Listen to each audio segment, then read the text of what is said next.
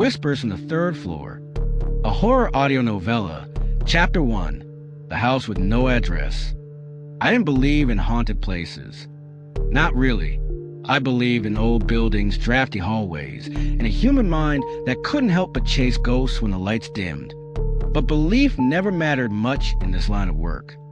You learn to go where the story pulls you, whether it's into a political scandal or a crumbling house no one's lived in for 20 years. The place wasn't even on the map anymore. Just a line in a report from 2004. Third floor fire. 5 miners missing, presumed dead. No follow-up. No arrests. No names. Just a black and white photo in the archives. A building with boarded windows and a sign that read ST. Hemlock Children's Retreat. I only found it because a janitor at the library whispered, "You're looking in the wrong decade." It took me 2 days to drive out there. The road wasn't paved, just gravel and weeds, and trees so close to the car, they scrape along the sides like fingernails. My GPS gave up halfway, blinking uselessly. I knew I was close when I passed a rusted sign bent nearly in half. The letters were barely visible under the rust, but I made them out. SD Hemlock, Trust, Heal, Return. I parked at the edge of a field that looked like it hadn't been touched since the fire. The house, no, the building stood at the top of a small hill. It looked smaller than in the photo. Or maybe it just sagged lower now, exhausted from holding in too many memories. There were no other cars, no footsteps, no birds, just the wind and the quiet hum beneath it, like the house was breathing. I walked up the hill, notebook in hand, audio recorder clipped to my belt. The front doors were swollen shut with rain and time. I had to circle around the back, where a pane of glass had long ago fallen out a side window. I climbed through, carefully. Inside, it smelled like ash and rotten old fabric, the kind of smell that gets in your clothes and stays with you for days. There were chairs still arranged in a circle in one room, small ones, like for group therapy. A mobile of paper stars hung from the ceiling above them, limp and gray with dust. And there were noises, not big ones, not voices, not yet, just shifting. Like the house was stretching, or settling, or watching. I started upstairs. The third floor I'd read was where they kept the long-term children. Emotionally sensitive, the report had called them kids who didn't speak, kids who spoke too much, kids who saw things that weren't there. The stairwell groaned beneath my boots. Third floor, a long hallway, peeling wallpaper, damp carpet. The doors were numbered 301, 302, and so on. Most were open, their rooms empty. A few still had beds, small desks, scribbles on the walls, childish, but frantic. And then I heard it, a click. My recorder had turned on. I didn't touch it. I reached for it. It was running, recording. I pressed stop, confused. I hadn't triggered it. Maybe a glitch? Then I played it back. There was my breathing, my footsteps, and then a whisper, too soft to make out. I hit pause. My hands were shaking. I'm not proud of what I did next. I should have left, right then. But I opened the door at the end of the hall. Instead, room 309. The only one still closed. The handle turned on its own. The room was dark. Dust covered everything. There was a tape recorder on the desk. One of those old ones. A cassette was already inside. It was labeled in a child's shaky handwriting. Don't press play unless you remember me. I pressed it because I didn't remember anyone, because I needed to. The tape whirred to life. At first, static, then a voice. Hi, thin, not a child, not quite adult. If you're hearing this, I didn't forget you. You forgot me, but I'm still here. We all are. Silence. Then, the third floor never burned. That was the story they gave you. But the fire was just a start. Something behind me creaked. I turned. The room was empty, but the voice kept playing.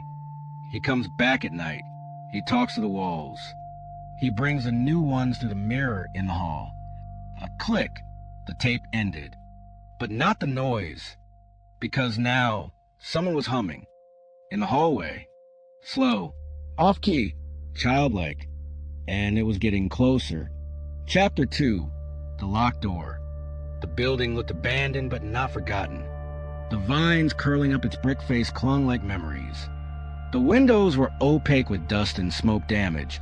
Some shattered, some boarded with warped plywood. A heavy, rotten silence draped over the structure like a wet blanket. Even the birds kept their distance.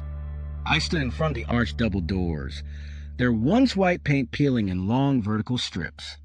A rusted chain wrapped tightly through the iron handles. No lock, though, just a chain. As if whoever sealed it thought that would be enough. I unwrapped it slowly. Each link gave a dull, dragging clink, like it didn't want to be disturbed. Inside, it was worse. The air had the thick stillness of a sealed tomb.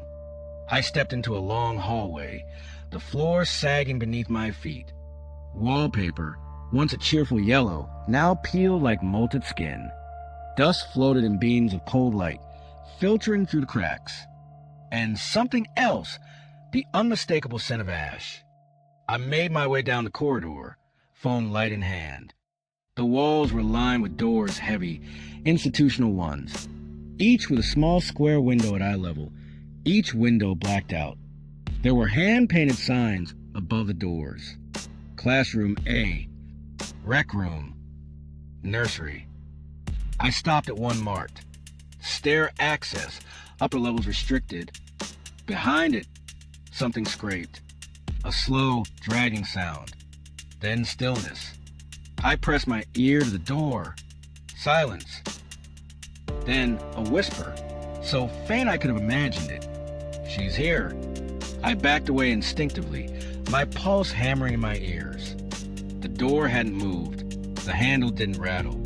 But I knew someone or something was on the other side. The hallway behind me groaned. I turned.